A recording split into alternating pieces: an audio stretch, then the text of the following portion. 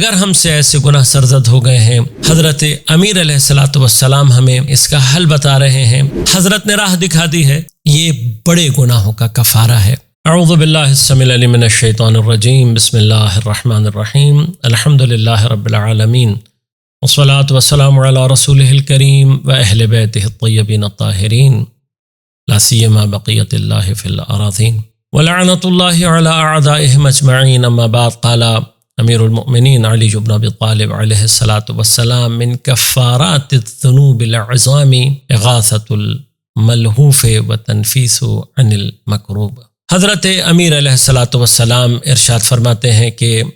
کسی مضطرب کی داد و فریاد کو سننا اور کسی مصیبت زدہ کو مصیبت سے چھٹکارا دلانا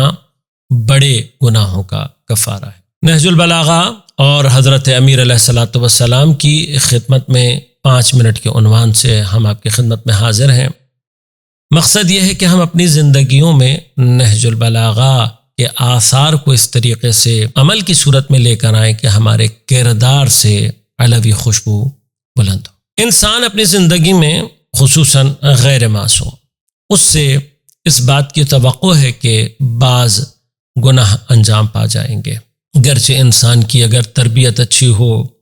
اسے عقائد صحیح طریقے سے پہنچے ہوں، تو حتیٰ اس بات کا امکان بھی ہے کہ غیر معصوم بھی اپنی زندگی میں کوئی خطا نہ کرے۔ ہمارا موضوع یہ نہیں ہے، آج کا موضوع ہمارا مجھ جیسے بہت سارے گناہ گار ہیں کہ جن سے مختلف گناہ انجام پا جاتے ہیں۔ اس بات کو ذہن میں رکھیے گا کہ کسی بھی گناہ کو کمتر سمجھنا اسے خود بخود گناہ کبیرہ میں تبدیل کر دیتا ہے۔ کسی چھوٹے گناہ کی تکرار بھی اسے کبیرہ میں تبدیل کر دیتی ہے۔ لیکن یہ فرق جو بالآخر کیا گیا چھوٹے اور بڑے گناہوں میں، اس کو ملحوظ رکھتے ہوئے، اور جو گفتگو آپ کی خدمت میں کی اس کو ملحوظ رکھتے ہوئے، ہماری زندگی میں یہ بڑے گناہوں کی کثرت یقیناً ہمارے لیے دنیا اور آخرت کی پریشانیوں کا باعث بن جاتے ہیں۔ اور یقیناً ایک بہت بڑی تعداد ایسی ہے کہ جو چاہتی ہے کہ وہ اپنے ان گناہوں کا جبران کرے، کسی طرح سے ان گناہوں کا کفارہ ادا ہو پائے۔ حضرت امیر علیہ الصلوۃ والسلام ہمیں اس کا سلوشن بتا رہے ہیں، اس کا حل بتا رہے ہیں کہ اگر ہم سے ایسے گناہ سرزد ہو گئے ہیں کہ جو کبیرہ ہیں، جو بڑے ہیں، تو فرمایا کہ ان تمام بڑے گناہوں کے کفارات یہ ہیں کہ انسان کسی بیچارے کی، کسی کمزور کی فریاد رسی کرے، کسی مصیبت رضا کی فریاد رسی کرے، کسی ایسے شخص کی کہ جو کرب میں، جو پریشانی میں مبتلا ہے، اس کے ساتھ ایسا سلوک کرے کہ جس سے اس کی زندگی میں آسانی پیدا ہو جائے۔ ہم بہت سارے مقامات پر بعض افراد کی نسبت جب وہ ہم سے رابطہ کرتے ہیں، مدد کرتے ہیں، لیکن ہم یہ سوچتے ہیں کہ شاید اس سے زیادہ دینا مناسب نہ ہو۔